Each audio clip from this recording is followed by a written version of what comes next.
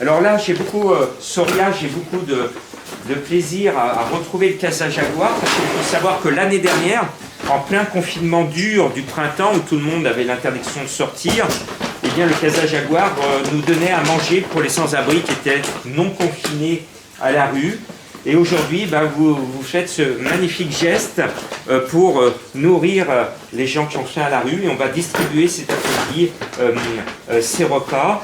Et nous, on a inventé les plateaux survie parce que vous, les restaurateurs, historiquement, vous nous aidez à sortir des gens de la rue. Parce que pour faire la plonge ou pour faire le service, il n'y a pas besoin d'un CD à rallonge. Et dans le passé, les restaurateurs m'ont sauvé des sans-abri qui étaient à la rue par l'emploi, grâce à la restauration. Aujourd'hui, le métier de la restauration est sinistré en zone rouge. Et donc, on a décidé d'inventer les plateaux survie. Alors, un plateau survie, les gens viennent nous faire une commande. Ils appellent leur restaurateur. Ils font une carte bleue à distance. Et le plateau survie, par exemple, c'est ça. Ça représente ça. C'est 8 €. Vous payez 8 € au restaurateur. Vous pouvez acheter plusieurs plateaux survie. Et dès que le restaurateur, comme ici au Casa Jaguar, a au moins une vingtaine de plateaux, on vient les chercher, il les mijote, on vient les chercher et on distribue directement. Ça veut dire qu'il y a une traçabilité, vous êtes sûr que votre travail va être distribué dans quelques instants à ceux qui ont faim. Voilà, c'est du direct, on est à la Pardieu et on est en train de distribuer ces plateaux survie faits par nos restaurateurs. Alors cet après-midi, il y a le Pierre Cise qui distribue et il y a le Casa Jaguar dans le 6e qui était l'un de nos restaurants référents pendant le gros confinement du printemps 2020. Et on va aller voir Ricardo qui se régale en ce moment, qui m'a dit qu'il voulait bien parler du bon goût de ces plateaux survie. Ricardo, comment tu trouves ces plateaux survie? Apparemment, tu te régales. Ah, franchement, je me régale, ça pète sa mère. Des plateaux comme ça, franchement, on en demanderait tous les jours. Alors, qu'est-ce que vous pensez de ce concept? Je trouve je trouve que c'est une très bonne idée, surtout qu'en plus, du coup, nous, ça nous permet de nous faire travailler. Ça permet aussi de nourrir ceux qui en ont besoin, quoi.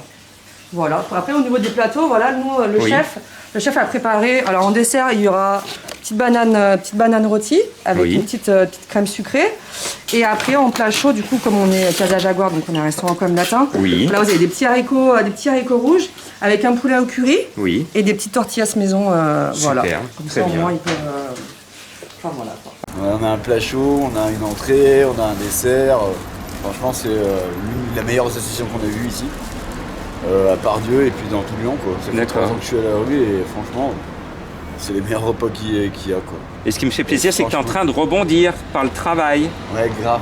Bien. Ouais, c'est Bon, cool. bonne chance, bonne route à toi. Puis félicitations au chef Pisto. Oui, à Christophe Geoffroy et au Casa Jaguar. C'est les 2 restaurateurs cet après-midi qui distribuent avec nous. Et tu peux les féliciter parce que franchement, leur cuisine est super bonne et super bien épicée en fait. Très bien, parfait. Franchement. Ok, encore une autre salade, voilà. Les faillots là, Génial. Eh bien, merci. Avec le rouge. Avec des petits couverts, comme ça, au moins, ils auront tout, quoi.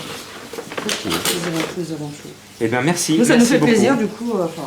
Merci. Et donc, merci au patron du Casa Jaguar qui n'est pas là. Et un gros regret avec votre patron parce que l'année dernière, il m'a appelé au début du confinement, Monsieur Dedieu, il m'a dit et si je pouvais loger, confiner des sans-abri dans mon restaurant?